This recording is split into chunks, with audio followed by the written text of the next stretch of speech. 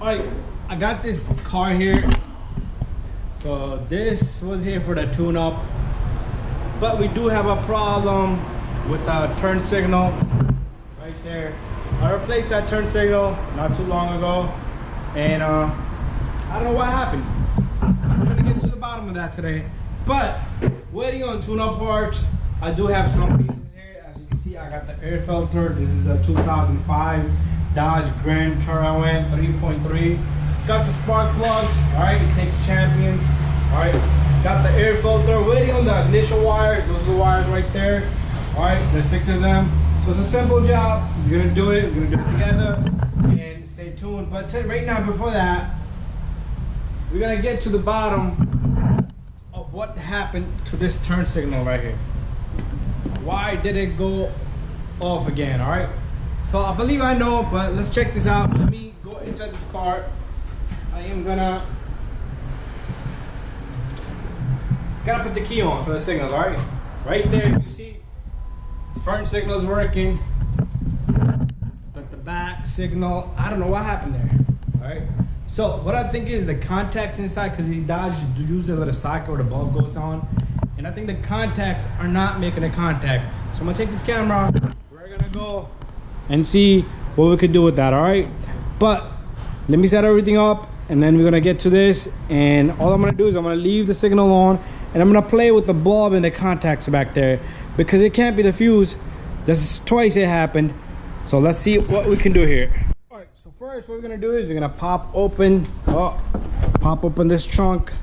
All right, and what I'm gonna do is I'm gonna remove this little guy right here. Let me go get my lights. I got too many lights running over here and they're not doing their job like they're supposed to. Let me shut this off. Come on, where's the button on this little guy? But I'm gonna take this with me. This is like a live little diagnostic here. All right, so to get this Dodge tail light off, it's a good thing they put just the clips. I hate taking off screws. Clips, you can just remove them, put them right back in. All right, there you go. And what I'm gonna do is I'm gonna try to take this out of there, and we're gonna just leave it. Oh, it's gonna be tough. I'm about to get tail for this. Let me stick this right back in. All right. All right, I'm gonna have to set up my camera because this thing is just gonna fall apart. All right, I got all this set, so I'm gonna go turn on the signal.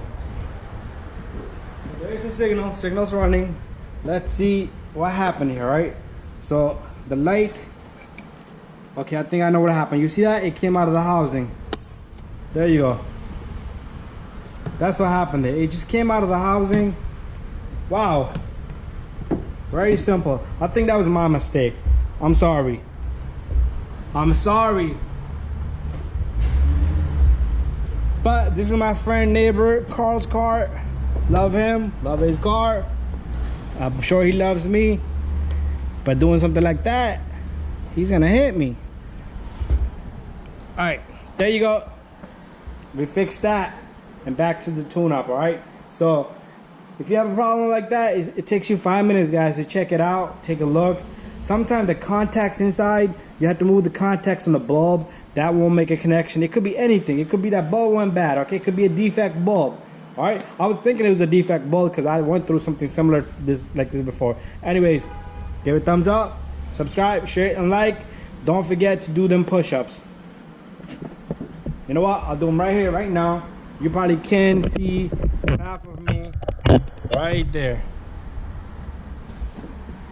1, 2, 3, 4, 5, 6, 7, 8, 9, 10.